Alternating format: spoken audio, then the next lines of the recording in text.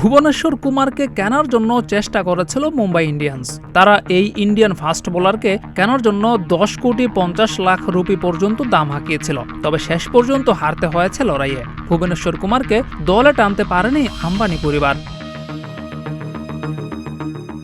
সেজন্য একজন ফাস্ট বোলারের জন্য মরিয়া হয়েছিল দলটি, আর সেই অবস্থান থেকেই চেন্নাইয়ের সঙ্গে দরদাম করে শেষ পর্যন্ত 9.25 কোটি রুপিতে দীপক চাহারকে নিজেদের করে নিয়েছে আইপিএলের ইতিহাসে অন্যতম সফল ফ্র্যাঞ্চাইজিটি।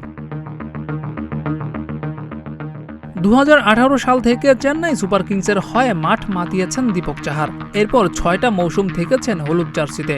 এই 6 মৌসুমে হলুদ জার্সিতে তিনি মোট ম্যাচ খেলেছেন 76টি, উইকেট শিকার করেছেন 76টি। তবে বোলার হিসেবেই খেলেছেন তিনি, ব্যাট হাতে তেমন কিছু করে দেখানোর সুযোগ আসেনি কখনো।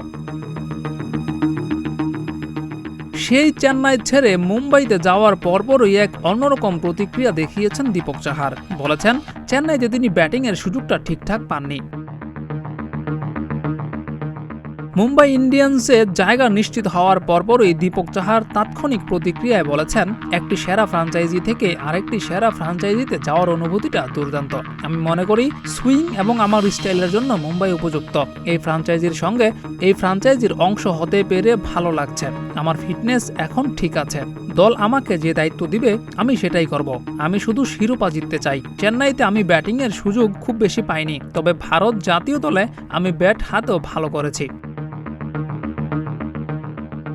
উল্লেখ্য যে ভারত জাতীয় দলে দীপক চাহার ওয়ানডেতে 13টি ম্যাচ খেলেছেন, 9টি ম্যাচে ব্যাটিং করার সুযোগ করেছেন 203 রান, সর্বোচ্চ 69 রানও করেছিলেন এক ইনিংসে। টি-20তে অবশ্য 25টি ম্যাচ খেললেও ব্যাটিং করার সুযোগ পেয়েছেন মাত্র 7 ম্যাচ, সেখানে 5টিতেই ছিলেন অপরাজিত।